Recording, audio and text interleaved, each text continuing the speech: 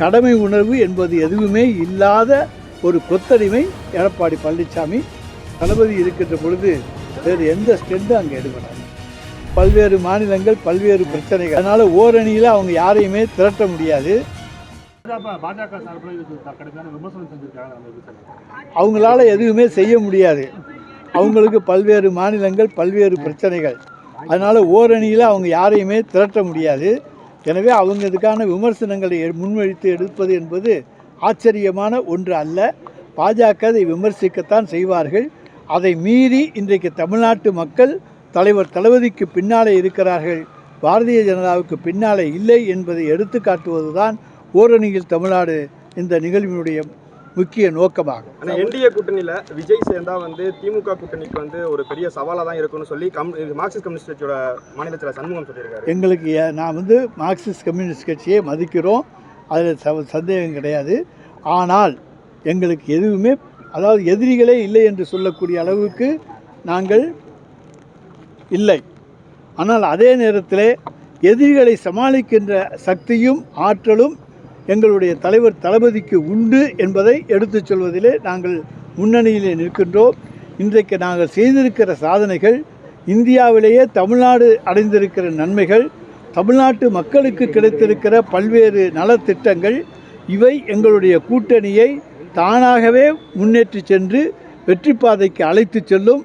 அதில் எந்த விதமான சந்தேகமும் கிடையாது. தமிழ்நாடு முதலமைச்சர் அஜித்குமார் குடும்பத்திட்ட பேசினாரு. அதை எடப்பாடி பழனிசாமி கடுமையாக விமர்சனம் இருக்கு. என்னன்னா குற்ற உணர்வே இல்லாமல் பேசியிருக்காரு, என்ன வேணாலும் பண்ணி தரேன்னு சொல்றாரு. உயிரிழந்த அஜித்குமார் உயிரை திருப்பி கொடுக்க முடியுமான்னு கேட்டிருக்காரு. எடப்பாடிக்கு இன்றைக்குமே தார்மீக உணர்வே கிடையாது. அன்றைக்கு தூத்துக்குடியில் சம்பவம் நடந்தபோது காக்கை குருவிகளைப் போல சுட்டு கொல்லப்பட்டார்கள். அதை கேட்ட பொழுது நான் அதை டிவியில் தான் பார்த்து தெரிந்து கொண்டேன், தொலைக்காட்சியில் பார்த்து தெரிந்து கொண்டேன் என்று சொல்லக்கூடிய அளவுக்கு ஒரு முதலமைச்சராக இருந்தவர். அவரிடத்தில் நாகரிகத்தை நாம் எதிர்பார்க்க முடியாது. அதே நேரத்தில் தலைவர் தளபதி அவர்கள் நாகரிகம் உள்ளவர், மற்றவர்களுடைய உணர்வுகளுக்கு மரியாதை தரக்கூடியவர். இறந்து போன அஜித்குமாருடைய குடும்பத்திற்கு தமிழ்நாட்டினுடைய முதலமைச்சர் என்கின்ற முறையிலே ஆறுதல் சொல்ல வேண்டியது அவருடைய பணி, கடமை. அதை உணர்ந்து செயலாற்றுகின்றவர் எங்களுடைய முதலமைச்சர். கடமை உணர்வு என்பது எதுவுமே இல்லாத ஒரு கொத்தடிமை எடப்பாடி பழனிசாமி. எனவே அவரை பற்றி நீங்கள் இதையெல்லாம் கவலையே படாதீங்க. தமிழக முதல்வர் நேற்று அந்த திருப்பூர் இன்ஸ்டியூட்டுக்கு நேரில் வராமல் ஃபோனில் டெலிஃபோனில் ஆதரவு கூறினார். நேற்றுக்கு விஜய் திடீரென்று அந்த வீட்டுக்கு சென்று பல்வேறு நிதியுதவிகளை வாங்கியிருக்காரு. அதெல்லாம் எப்படி சார், இதெல்லாம் அரசியலில் எந்த ஸ்டெண்டும் எடுபடாது. ஏன்னா நாங்கள் மக்களுடைய மனதிலே இருக்கின்றோம். மக்களுடைய மனதிலே தளபதி இருக்கின்ற பொழுது வேறு எந்த ஸ்டெண்டும் அங்கே எடுபடாது. ஆனால் இப்போ நம்ம ஓரணியில் தமிழ்நாடு பண்ணுறோம். 7ஆம் தேதி எடப்பாடி பழனிசாமியும் போய் மக்களை செய்ய தொகுதியாக போகிறாரு.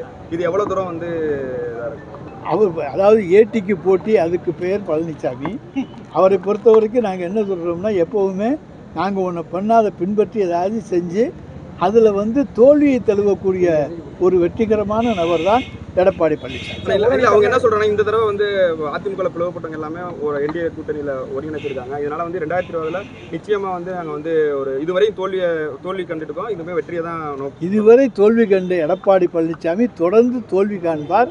நாங்கள் எடுத்திருக்கிற நடவடிக்கைகள் இன்னும் எங்களுடைய பலத்தை அதிகரித்திருக்கிறதே தவிர நாங்கள் பலவீனமாக ஆகவில்லை. எங்களுடைய பலம் அதிகரித்திருக்கிறது. இதுபோன்ற செய்திகளை மேலும் தெரிந்து கொள்ள எங்களது யூடியூப், ஃபேஸ்புக் மற்றும் ட்விட்டர் ஆப்களை சப்ஸ்கிரைப் செய்யவும்.